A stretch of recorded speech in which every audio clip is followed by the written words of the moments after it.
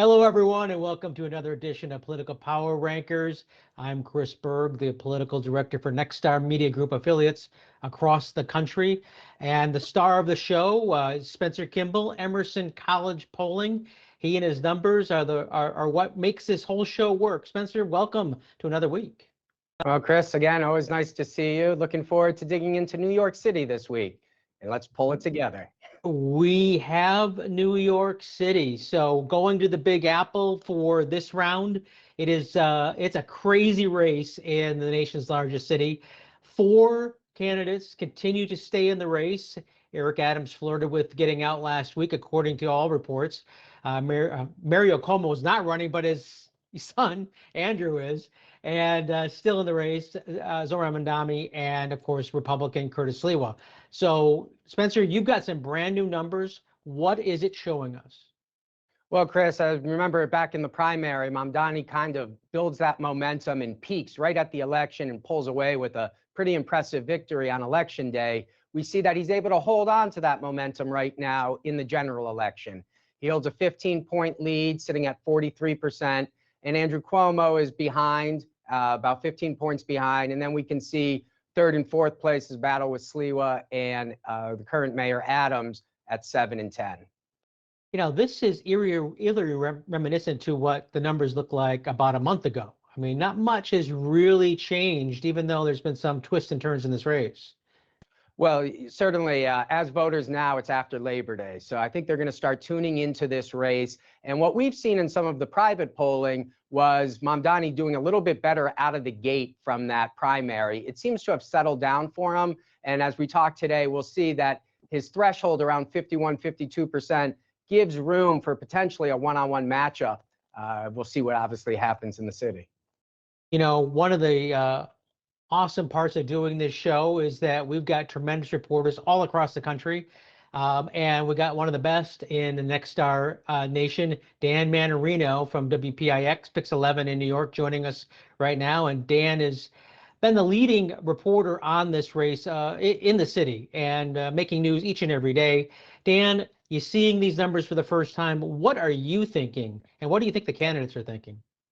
Well, I'm looking at it saying, well, I'm not surprised, right? Because Zohran Mamdani's kind of had this lead from before the primary and up until this very point, right? All things, it is Zohran Mamdani's race to lose at this point. What I'm surprised about is Eric Adams, that he's the current sitting mayor of New York City, the incumbent, who is out there each and every day trying to make his case known, and he dropped in numbers, right? And so there was this whole thing last week of whether or not he'd stay in the race.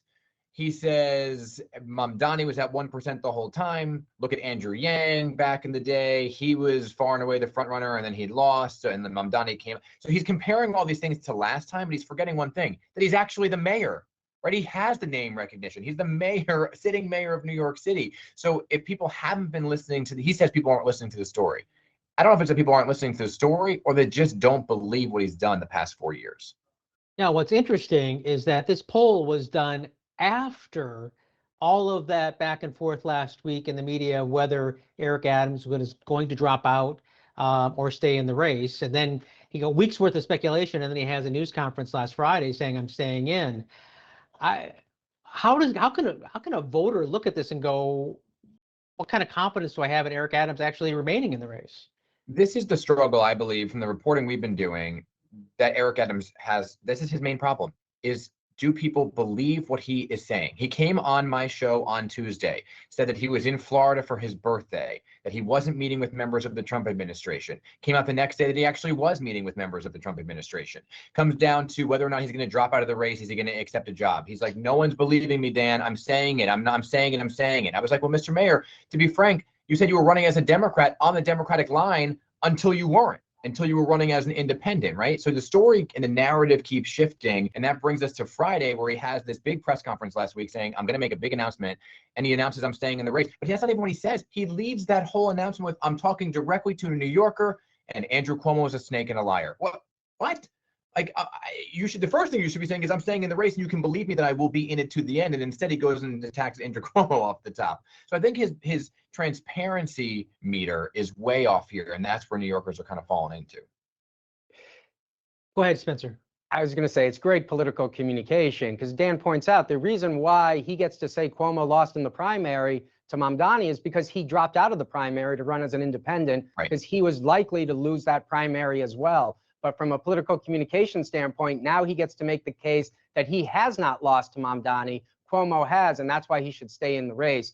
But when we look at those numbers, there's no base of support really for the mayor. We look at Mamdani, he's got younger voters, he's got educated voters. Even Cuomo's got a base of support with older voters and less educated voters. There is no base there for Adams to be able to play off of, which made Friday's announcement so surprising, because it appeared that he had some sort of way out of this race. It'll be interesting if he goes all the way to the finish line. Dan, a couple quick more questions, then we'll get to some more slides. Andrew Cuomo, talk to us about, share with us what's going on with that campaign and where they're at this moment with the Emerson poll and a couple others that just recently came out that are showing similar results. Yeah, Andrew Cuomo is very interesting. He's kind of pivoted now to this whole idea that he's only facing Mamdani, right? He was looking earlier about all the other candidates. Now he's saying it is Mamdani and me, and we're the only two serious candidates in the race. And the reason why Andrew Cuomo has changed his narrative is because people were saying he was doing this Rose Garden strategy the whole primary campaign. So we've seen him more out and about. He's still not doing as many sit downs with reporters. He's having these press conferences in front of PowerPoint presentations, which is very reminiscent of what he did during COVID, right? That's where he feels the most comfortable, in front of a PowerPoint. He is out there more, but he has to answer this question now: is he talking to President Trump about getting others to drop out? And he keeps saying, I'm a foe of President Trump. But then last week, the whole idea of the conversation was, is he actually talking to President Trump to get him to offer a job to Eric Adams, to get him to offer a job to Curtis Sliwa? So yes, he's out there campaigning more. He's saying, look at me, I'm a man of the people. He's trying to do more videos that are very Mamdani-esque. He had one that was kind of about him as a jokester, and it was kind of a bit of a cringeworthy laugh. But he's saying, look at me, I'm out there with the people. Now, we have one more candidate, a major party candidate, Curtis Sliwa, that we haven't gotten to yet. He's, Republican nominee. Where does he fit in all this? And he's saying he's not getting out, but his voters are the ones who are likely to support an Andrew Cuomo run. Yeah, Curtis Lee was saying, you have to put me in a pine box 6 feet under, and that pine box, by the way, isn't on the White House lawn. So these are lines that Curtis Lee says. He says, I'm a major party candidate. I'm the Republican nominee. And because of that, there are other races down ballot that people have to worry about. Like if you're voting for a Republican city councilman, so on and so forth, they want to go top of the ticket all the way down. He's saying, so the other two, they're the ones who need to drop out because they're independents. He's like, you don't even know where to find them on the ballot. It is me versus Mamdani, the Democratic nominee. As for Curtis Lee, also, he's been rumored to potentially be offered this job in the Trump administration. He's like, look, I haven't talked to Trump in 20 years. He's like, I have not agreed with pretty much anything that President Trump has said or done. And he's like, why would I take a job in the Trump administration? If he called me, I'd say, Mr. President, thank you so much for calling me. I am running to be the mayor of New York City. It's the only job I want. So he says he's absolutely not dropping out of the race. Now you have all of these candidates saying, I'm not dropping out. Andrew Cuomo says, I'm leading. Eric Adams says, I'm the mayor. Why should I drop out? And Curtis Sliwa says, I'm a Republican nominee. It looks like a train wreck come November. I'm gonna, Chris, it reminds me of the 2020 Democratic nominating contest when it was anyone but Bernie, if you remember that. And everybody lined up with Joe Biden right on Super Tuesday and pretty much put him over the finish line for that nomination. Now we have the anyone but Mamdani, but everybody who's running is saying it's anyone but it's me. And so it's making it very difficult for the anyone but campaign to win. And we'll see if these other candidates drop out and endorse. Otherwise, I don't expect, major movement in the race. If I may add one thing, just one caveat here. The only person who left the door open to leaving the race is Eric Adams. He put out a statement last week that said, I will always answer the call to serve the American people, which was the most we heard him say about potentially taking a job elsewhere. He said, but I'm in it to win it, right? So he left the door open, but it's like, slightly open. It's a jar. And Spencer, you have some interesting breakdown of the numbers, the big picture numbers when you looked at all of the crosstabs and how you counted this race. But let's go to head-to-head first. Sure. In the head-to-head, you'll see Cuomo. He tightens that race to 7 points. He was down 12 or 15, and he basically cuts the lead in half. And if we look against Mamdani against Adams and Sliwa, you can see that he's right at those low 50 mark. So the question as you look at these numbers is, does Mamdani have a ceiling where he could only get into those low 50s, and potentially Cuomo would be able to take up that 13% undecided? It's a bit of a stretch because generally when people drop out, those numbers will move. But one other point as we're looking at these numbers is the sample that we used in this poll.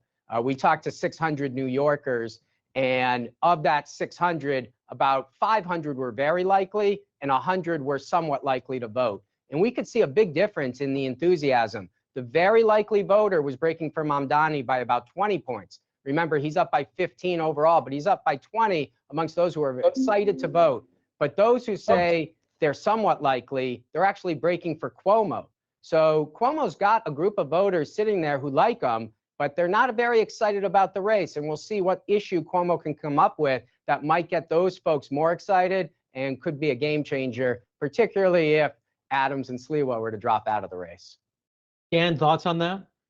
Well, interesting that Andrew Cuomo at his last press conference was looking at this saying, everybody should remember one thing, and that is that Mamdani didn't win the plurality of votes. He's like, he is not popular in New York City, and he didn't receive a majority of Democratic votes. To somebody raised their hand and said, well, neither did you. He had the most out of everybody else. And he's like, right, but he didn't have the support. So he's kind of leveraging this of saying, like, Mamdani stalled out in the 40s, which is by no means a majority of New Yorkers. However, Andrew Cuomo's polling lower than that. So I don't know where that argument stands, where he's saying he doesn't have the majority, where he's even lower than that.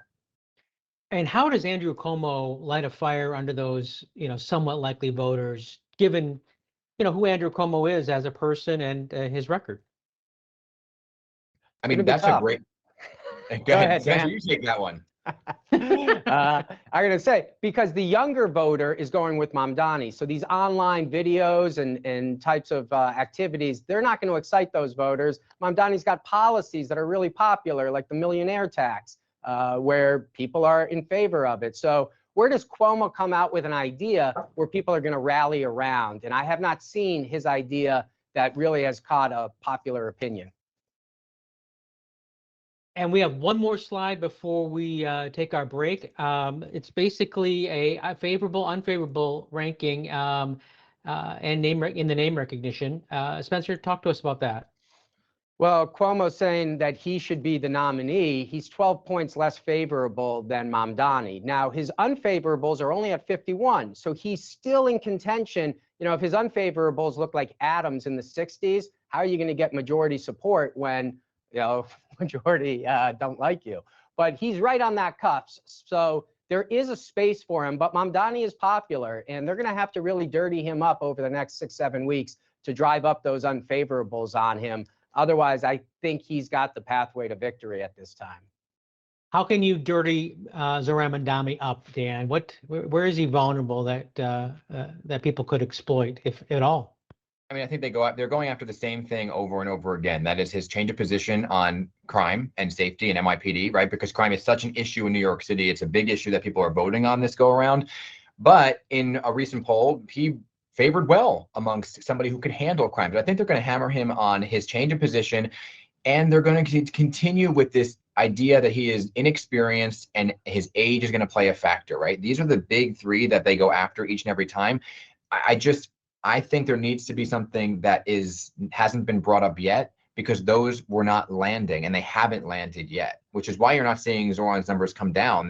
Maybe they're staying the same, they're maintaining. Andrew Cuomo's like, well, look, he hasn't garnered any new viewers. He's kind of fallen flat, but he's not dropping either, so he's not losing the support. Right. We're going to take a quick break, everyone. We're going to be right back with more from the Emerson College poll in New York and some issues that are pretty interesting to talk about. So we'll be right back.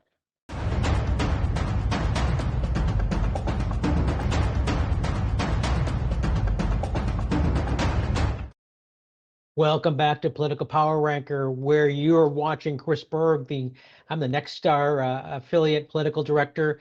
Spencer Kimball, Emerson College Director of Polling, and Dan Manarino, star extraordinaire political reporter at Pix 11 in New York City. And we're talking New York City polling, fresh new data coming from Emerson College. And we talked about the horse race right off the top. Zohran Mamdani still with a strong lead in this race. But now we're dealing with some issues. And we mentioned one of them towards the end of that first segment, and that was safety and how people are feeling in New York. And Spencer, you've got some thoughts on what people are saying in your latest data. Yeah, Chris, and to jump off of what Dan was speaking of on crime and safety, that's a big issue for voters. And when we asked them in New York City, we also had the chance last week to ask the same voters in Boston the same question. Do you think your community is more safe or less safe than you were 4 years ago? And in New York, it's almost 2-to-1 less safe. And in Boston, it's almost 2-to-1 more safe. You can see that middle ground where it says it's about the same, but we see a difference of opinion of how policing is going on in these two cities, at least from an attitudinal standpoint. And Dan, it would be interesting to know in New York, what you're seeing on the ground there. Obviously in Boston, people are seeing it a little bit friendlier in terms of safety and crime. Yeah, this is the problem that I think Mayor Eric Adams is having right now, right? Because he comes out with this press conference just about a week and a half ago with the police commissioner talking about how crime is down in New York City, shootings, homicides, overall crime, big crime down in New York City. But the perception of people not feeling safe because of some high profile things, that is way up. So nobody's really believing the story. That's why Eric Adams came on the morning show last week, by the way, was to tout the low crime numbers, say, look what I have done. But it was overshadowed. Nobody heard that because he was in Florida. And so that all the questions became, why were you in Florida? And that's what I've always felt that Eric Adams, when he pairs himself in these interviews with somebody like the police commissioner, loses out on the ability to tell the full story because there's a whole bunch of other noise that people are paying attention to. And how do voters feel from where you sit, Dan, when it comes to crime? I mean, you can see Spencer's numbers, you can hear what the rhetoric is of the campaign trail, but walking down the street, what's just the general consensus, more or less safe?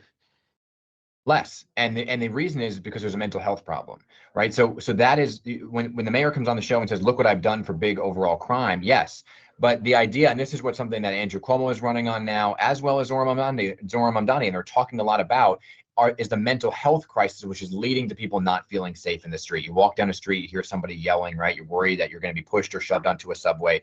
That is the overall feeling and perception of crime. It's not that I'm going to walk down the street and be shot in Times Square. It's I'm going to walk out and be shoved onto the subway tracks. That's what I'm hearing from folks on the street. And Adams came in. I'm sorry, Chris. No, go ahead. I was going to say Adams came in as the law and order mayor. That's how he beat out the progressives in 21, that he was going to bring this down. And it doesn't seem that he's been able to, at least from a perceptual standpoint, live up to those expectations. Does the North Carolina train incident have any impact on that visual of that safety in the subway aspect that New Yorkers are concerned about? The young lady that was just murdered in North Carolina. She was sitting there on a subway train, and just out of the blue, she was attacked. Similar incidents have happened in New York City subways. Yeah, I mean, you have to just look back to the woman that was set on fire in the subway station, right? And that is the issue of crime and mental health are kind of married, and the current mayor and these candidates need to separate the two to how to handle both at the same time. How do you handle the mental health crisis, and how do you handle overall crime like shootings and stabbings and gun possessions and so on and so forth? So, and that is the big issue on this campaign trail that Zohran and Andrew Cuomo are now kind of shifting towards, and Andrew Cuomo is going after Zohran, saying, well, why should anybody listen to him? He was talking about defund the police, right? And that's the evolution of some of Zohran Mamdani's positions along the way. So there is this big time push now to get the messaging out of how these candidates can handle it, while you have the mayor saying, well, I was doing it all along. And how do you define solving the mental health crisis when there's a personal freedom issue when it's all said and done? How do you know when someone's mentally ill or not, and defining it and solving that problem? What is Cuomo saying? What is Mamdani saying on the issue? Well, it's very interesting when you get down to the nitty gritty details of each one of their plans, right? Because Zohran Mamdani is saying we're in this mess because of Andrew Cuomo. that a lot of the laws that Andrew Cuomo changed when he was governor are what led to less psychiatric beds and more of a mental health crisis on the streets. Andrew Cuomo saying, well, no, that's actually not at all accurate. And that was not what happened under my watch. Although when you look at some of the beds under his term, there were less beds. And Governor Hochul has kind of pointed to that as well, saying it was her prior administration that handicapped her on how many mental health beds there were. Zoran's plan is to, to pair police officers with social workers and get them out there together, and or just have social workers go out themselves. And there are some people who are saying, well, they don't want to do that. So those details, I think, are still need to be kind of worked out. But it is it's a tough hill for these candidates to figure out how to navigate this properly without infringing on people's their freedoms. Right. Right. A very difficult issue to handle. Let's transition. This can easily be a black and white issue for a lot of people, but you got some numbers, Spencer, on a millionaire tax. Talk to us about that. Yeah, so we asked, Zoran Mamdani has a proposal out there for a 2% tax on those earning over $1 million, and it's very popular in New York City. About 2/3 of voters support this proposal. About 1 in 5 oppose it. You can see the Mamdani voter, they really favor this proposal. And this is where Cuomo runs into a bit of a rub.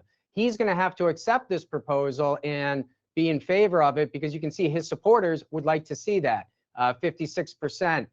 It's the Sliwa folks, the Republicans, that are against the tax. Even though many of them in the polling say they're not millionaires, they're still against it to a much different degree than you see the Democratic candidates.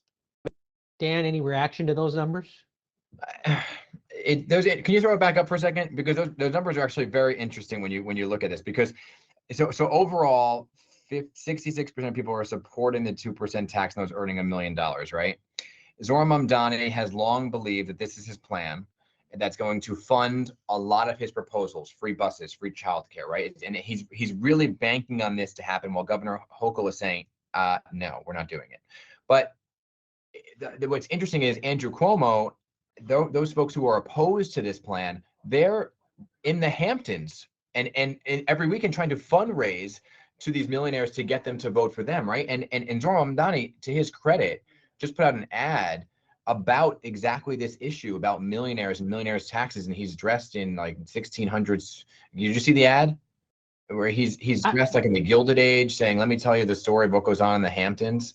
And it's an eye-catching ad talking about how his opponents, while they're discussing millionaires tax, are talking to the millionaires out in the Hamptons. Fascinating stuff. Spencer, any thoughts on that? And that's the reason why Mamdani's winning the race, is that he is connecting with voters, particularly on the Democratic side, and these are their issues. So it's not really a surprise. The bigger surprise is why Cuomo hasn't come out a little bit stronger on some progressive issues to try to win over part of Mamdani's base.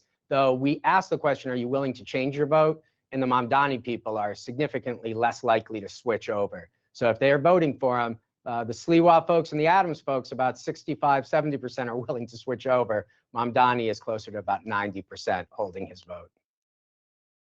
Fascinating. Well, we've got one last item to talk about, and this is just it impacted the country, but it really impacted New York City, and that's 9/11.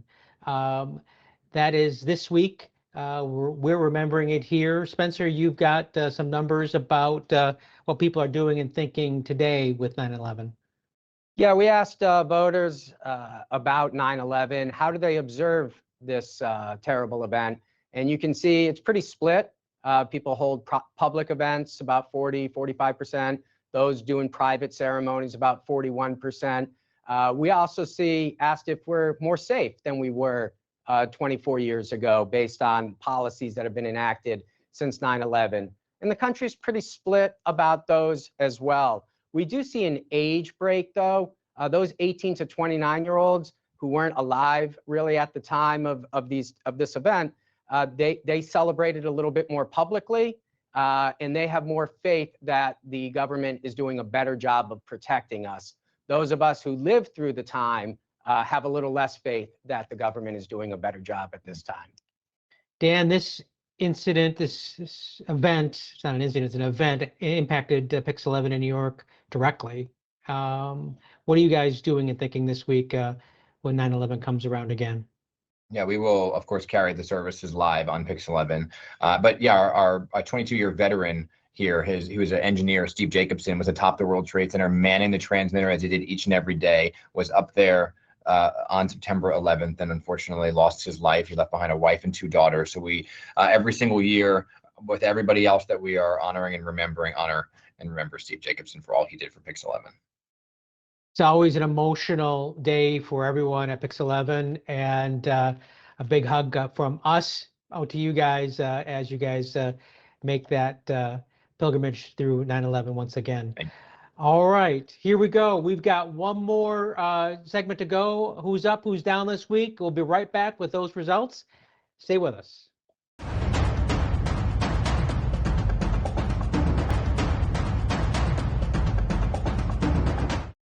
All right, welcome back to Political Power Ranker. This is the segment everyone's been waiting for. Who's up and who's down this week?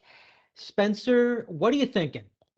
Well, as we take a look at the New York City mayor's race, we obviously go with the candidate in the lead, Zohran Mamdani. He's got about 43% of the vote, which is what he got in the primary before the ranked choice voting. So we have him up at this time. We also have his opponent, Andrew Cuomo. Even though he's trailing in this race, if everybody was to drop out, we do see a pathway for Cuomo to be able to tighten and potentially overtake Mamdani in a 2-horse race. So we do see an angle and give him an up arrow this week. So Dan, let's bring you in here. What do you think about Andrew Cuomo's chances of ending up in a head-to-head race at the end of the day? Head to head, I think might be tough. There's, it's everybody I talk to, it's very up in the air of whether or not Eric Adams drops out of the race. I think it's tough to go head to head with Zohran with Curtis Sliwa. I think Curtis Sliwa is adamantly staying in the race, and it's going to be tough to get him out. Eric Adams, I think, is the wild card. Even with Curtis Sliwa, I still think Andrew Cuomo looks at him being the best chance to beat Zohran Mamdani, and that is why he's just this week today. In fact, he announced new campaign manager, new campaign operatives that are joining his campaign, trying to shift and refocus his campaign with the remaining 8 weeks. Fascinating stuff. Spencer, who's down? Mayor Adams. Remember last week, it just shows how quickly you can go up and down here at the Power Ranker. But last week he had an off-ramp, potentially getting a job in the Trump administration. Based on what we heard, the fallout from there, not sure if he still has an off-ramp now, and now we have him down, trailing at 7% in his reelection bid. Dan, real quick, what do you think of that? Yeah, I think President Trump came out today this morning and said, I never offered him a job. There was no job. So I think maybe he looked at that and said, I guess I stay in the race, but the path there is going to be tough. There you go. This race continues to shift and turn and do all kinds of crazy things. So stick around, watch for Political Power Ranker. We'll be tracking this through the course of the remaining days of this race. Dan, thanks very much for joining us. And don't forget to watch Dan Manarino, Pix 11, Pix on Politics. You can always catch it at pix11.com. Spencer, thanks for being with us again and providing those great numbers. We will see you next week on Political Power Ranker.